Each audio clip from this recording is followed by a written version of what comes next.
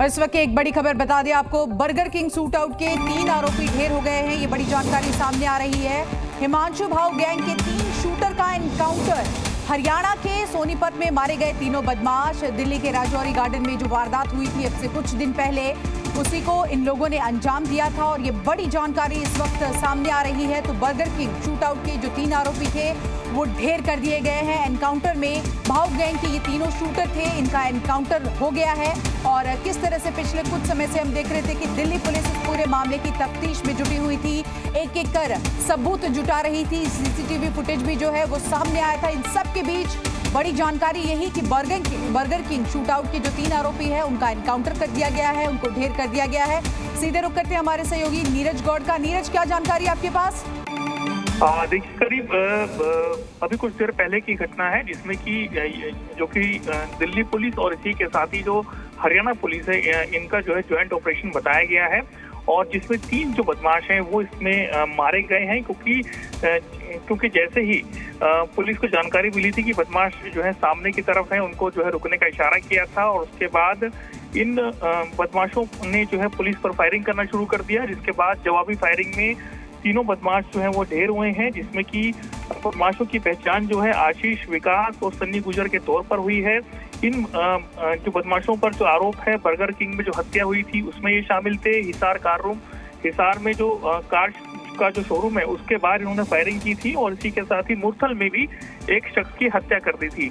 तो इन सभी घटनाओं में ये लोग जो है लगातार वांटेड थे।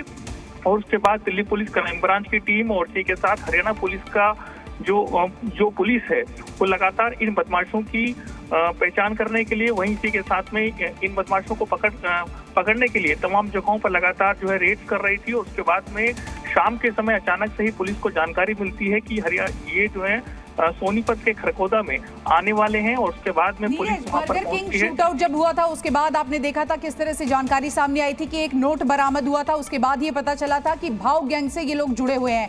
इनका जो अभी एनकाउंटर किया गया है, आपसे ये भी जानना चाहेंगे कि आप बता रहे हरियाणा और दिल्ली पुलिस का ये ज्वाइंट ऑपरेशन है, दोनों ही पुलिस की ओर से कोई बयान आधिकारिक? देखिए, अभी तक जो है पुलिस की तरफ से कोई भी आधिकारिक जो बयान है वो नहीं दिया गया है। लेकिन जो जानकारी मिल रही कि कई हत्याओं में ये लोग जो है शामिल थे और हिमांशु भाऊ के लिए लगातार काम कर रहे थे। जैसे जैसे इनको आदेश मिलता था उसी हिसाब से लोग जो है लोगों की हत्याएं करते थे। और वहीं इसी के साथ जो है लोगों से रंगदारी मांगना, जो कारोबारी हैं उनको फोन करके उनको धमकाने की कोशिश करना, इस तरीके के जो आरोप थे वो लगातार इन पर थे। और इसी के साथ काफी जो है गैंगस्टर हैं ये लोग, जो है इन पर कई मुकदमे दर्ज हैं अलग अलग स्टेट्स में। और इसी के साथ दिल्ली पुलिस की और क्राइम ब्रांच और इसी के साथ हरियाणा का जो एसटीएफ है उनकी जो है बड़ी कामयाबी है, जिसके बाद इन लोगों को ढेर किया गया है।